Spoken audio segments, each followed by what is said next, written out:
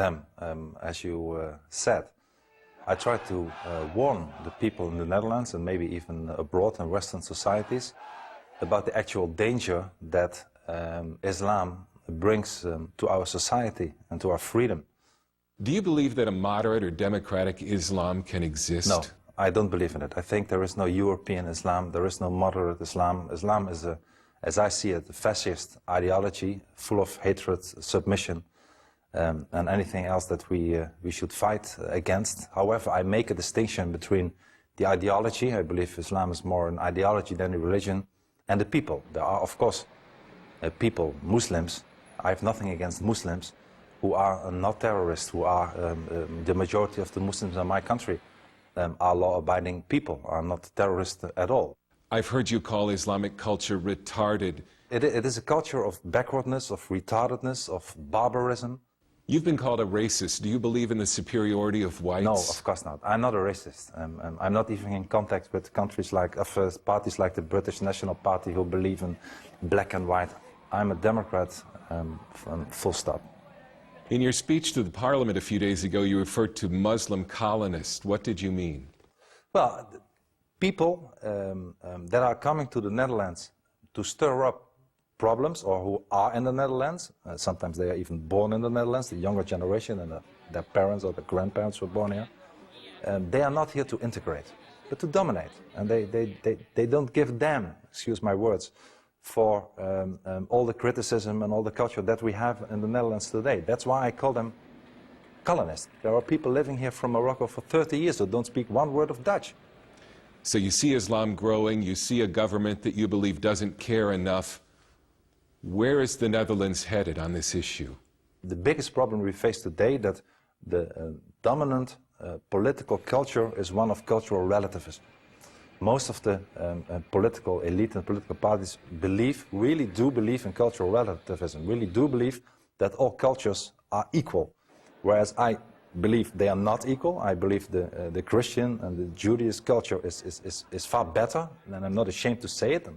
I'm not a racist to say that the Christian culture is a better one than the Islamic culture. There's an enormous gap between the political elite and the vox populi. And they see that our country is changing. They see in their streets, in their neighborhoods, in their cities, in their villages, they see that it's often not the Netherlands anymore. They feel that they live in little Morocco or little Turkey. We have an Islamic intifada today. I'm not exaggerating. In many, many cities and villages of the Netherlands, this is the problem. And the government looks in the other direction and ignores it, puts it under the carpet, all the problems. Are you tired of living with a death threat over your head? Well, not tired, but sometimes, not sometimes. I wish I didn't have it. And I'm not exaggerating if I say that I lost my freedom. I mean, I lived in prison cells for half a year, in army barracks. I moved to places.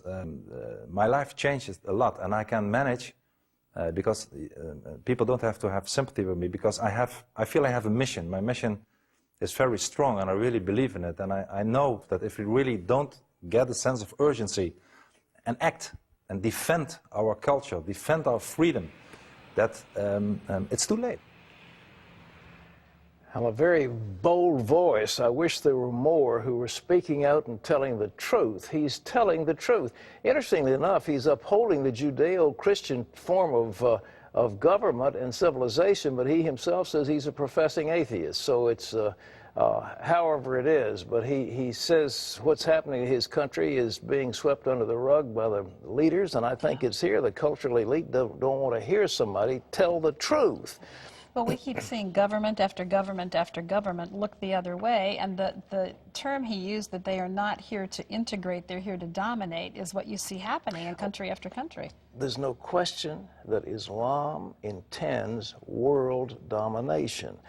That according to the Quran, you're either in the Dar al-Islam, you're in the land of submission, or you're in the land of war. Everybody who is not submitted to Islam is at war with Islam. That's the fundamental teaching. And it was enforced by the sword at the time of Muhammad and subsequent generations. They have overrun Christian countries with the sword. Now they're trying to do it with infiltration, but nevertheless, that's the plan. And he says they're not about to integrate into Dutch society. They're not. They want to take it over. Same thing in Britain. Well, While England Slept was the title of a well-known book some years ago. We'll see whether Europe is asleep and whether America is asleep. But in the middle of this financial crisis, we've got this other